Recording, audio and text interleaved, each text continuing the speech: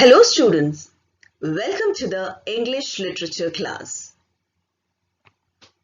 Let's begin our English class with the poem Nightfall in the City of Hyderabad. Written by Sarojini Naidu. Sarojini Naidu was an Indian political activist, feminist, a poet, an essayist, and the first woman to be appointed the President of the Indian National Congress and the Governor of a state in Free India.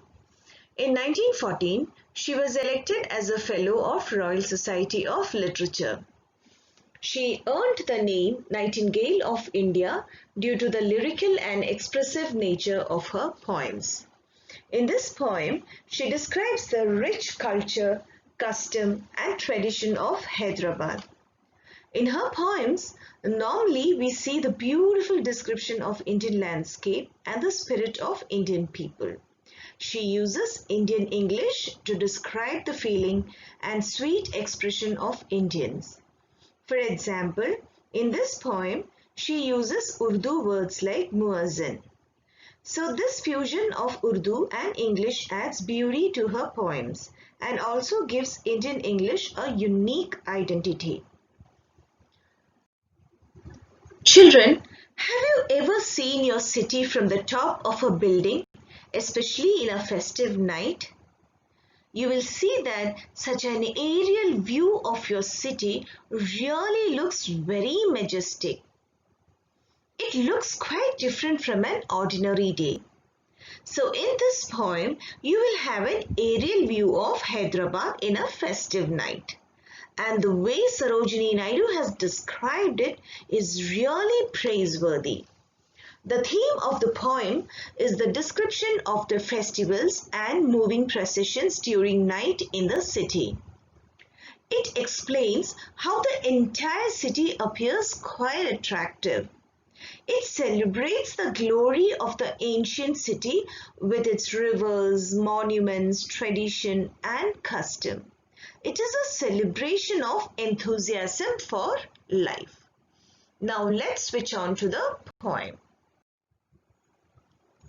See how the speckled sky burns like a pigeon's throat, jeweled with embers of opal and peridot. In these two lines, the poet describes the city during night. The sky with the twinkling stars appears like the dotted throat of a pigeon, and the stars appear like opal and peridot. Peridot means a green semi-precious mineral, and ember means glowing piece of coal or wood. Here we can see the comparison between dotted pigeon's throat and the sky with stars. Hence there is a simile. Like a pigeon's throat is a simile here. And what is simile? Simile is a figure of speech in which one thing is compared to another, using like or as. And in the second line, jeweled with embers of opal and peridot. Embers of opal and peridot is a metaphor. What is metaphor?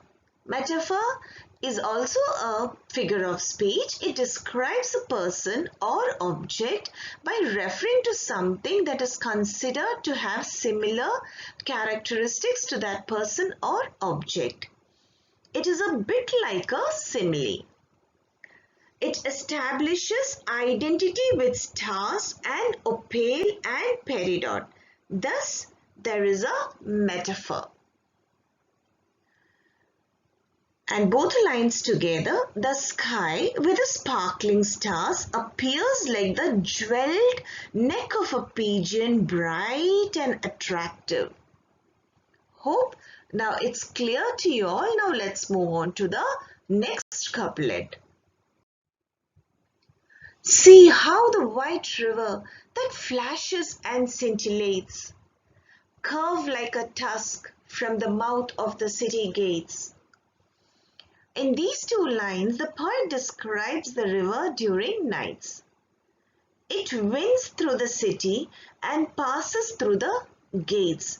It flashes and sparkles white in the dark background of the night. Scintillates means sparkle or twinkle. Now the second line. As it curves from the gates, it appears like the tusk of an elephant. The words curved like tusk is a simile because it shows the comparison between the river's bend and the tusk of an elephant. I hope it's clear. Now let's move on to the next couplet. Hark from the minaret, how the Merzin's call floats like a battle flag over the city wall. Children, here the word hark means listen attentively, and the word minaret means tall, slender tower of an Islamic mosque from which Merzin recites the adhan. And now who is a Merzin? Merzin is the Muslim official of a mosque who summons the faithful people for prayer. Children, as I have mentioned it in the introduction, Merzin is a Urdu word. Now let's move on to the lines. Here the poet describes the Merzin's call as heard from the tower of the mosque. It is not merely like a call for prayer, but a battle flag that reminds either enthusiasm for war or the joy of victory.